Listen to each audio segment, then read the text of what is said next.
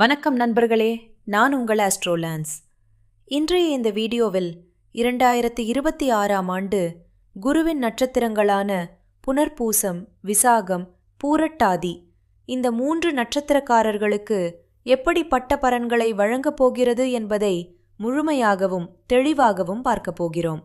இந்த 3 நட்சத்திரங்களின் சிறப்பு ஜோதிடத்தில் தசை பலன்கள் பொதுவாக குரு அணி மற்றும் சுக்கிர அணி என 2 அணிகளாக பிரிக்கப்படுகின்றன.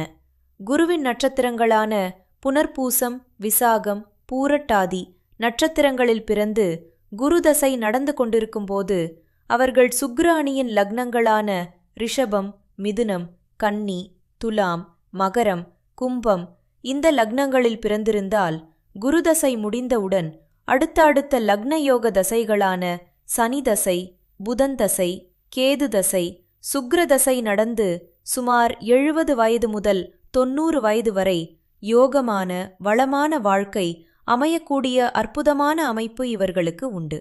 2026ஆம் ஆண்டு யோக ஆண்டாக ஆரம்பமாகின்றன. இந்த 3 நட்சத்திரக்காரர்களில் 2026ஆம் ஆண்டு குரு தசை முடிந்து சனி தசை தொடங்குபவர்களுக்கு வாழ்க்கையில் யோக ஆண்டு ஆரம்பமாகிறது. இந்த ஆண்டில் வேலை தொழில் முன்னேற்றம், புதிய தொழில் தொடங்கும் வாய்ப்பு, அரசு வேலைக்காக காத்திருப்பவர்களுக்கு நல்ல செய்தி, தந்தையின் தொழிலை ஏற்று நடத்தும் சூழல், திருமண வரன் தேடுபவர்களுக்கு நல்ல வரன், கடல் கடந்த பயணம், வெளிநாட்டு வாய்ப்புகள், வேலை காரணமான சுற்றுலா, ஆன்மீக பயணங்கள் என பலவிதமான நல்ல மாற்றங்கள் நிகழப்போகின்றன.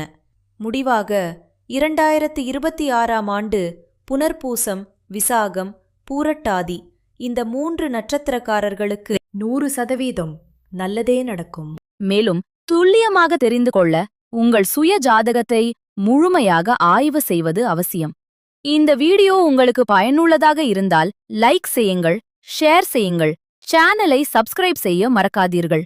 மீண்டும் சந்திப்போம். வாழ்க வளமுடன்.